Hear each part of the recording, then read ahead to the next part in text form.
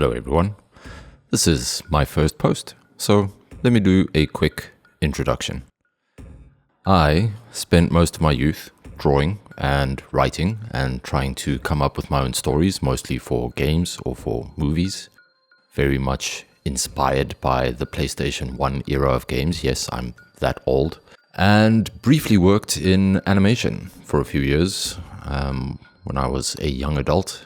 But then life changed and I segued into a fairly corporate job, mostly spreadsheets and emails. And these stories and characters have always been in the back of my mind. And over December, I found myself sitting at home because the weather was absolutely shocking. I took out the old drawing tablet and the old notepad and started scribbling down some ideas again. And I thought, well, maybe it's time to actually start pursuing the life that teenage me dreamt of. So today what we're doing is a bit of concept art. I am rusty. I have not drawn or painted in a very long time. I am also by no means a professional artist. This image in particular is a demon for a story that I'm working on, but the story is set in Japan. So he needs to have Western and Eastern influences. Specifically, those beautiful masks of the Oni faces needs to be there, but he has a hole in his head. So I need to draw inspiration from it, but I can't actually just replicate it. And then secondly, for the story, he's got these arms coming out of his torso. I initially wrote 2 arms, but while drawing this and looking at silhouettes, I started thinking, maybe more arms could be quite a lot cooler, because it kind of makes you think of those poor insects in nature who get taken over by parasites. And I think that adds an interesting layer. Maybe he evolves through the story. Maybe when we see him later, he is home to the entire human centipede. That is the very purpose of concept art to me. It's firstly to identify what I like. Secondly, it's to answer a few questions because my narrative mind thinks visually first. So every scene that I want to write is usually driven by what I see in my head, and then I start writing something that works with it. But then concepting allows me to figure out where I want to go with it visually, and very importantly, what it also does is it makes me explore the idea in a way that brings up new questions. For instance, what are those arms? Are they, attached to him? Are they potentially his intestines reaching out, which could be quite a cool take?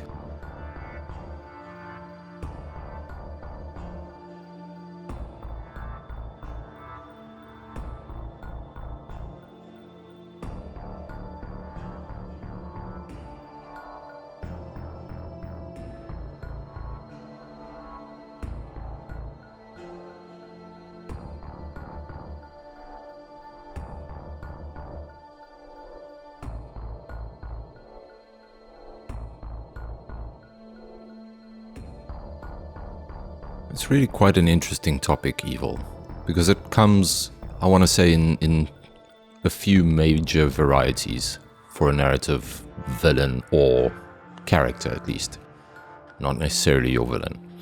In this case, this guy's pure evil. He's from a world, at the very least, adjacent to hell, where life is to be consumed, and everything is about tricking and manipulating the living into giving up their souls.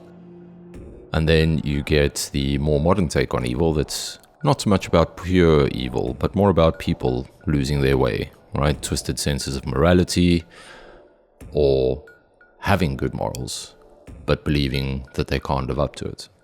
And then in modern literature, there's a lot more of I want to call it the victim villain, someone who started out pure and then had some trauma happen to them in their youth. They were bullied at school or touched by a straight white man, and this resulted in them becoming a horrible human being, doing very questionable things.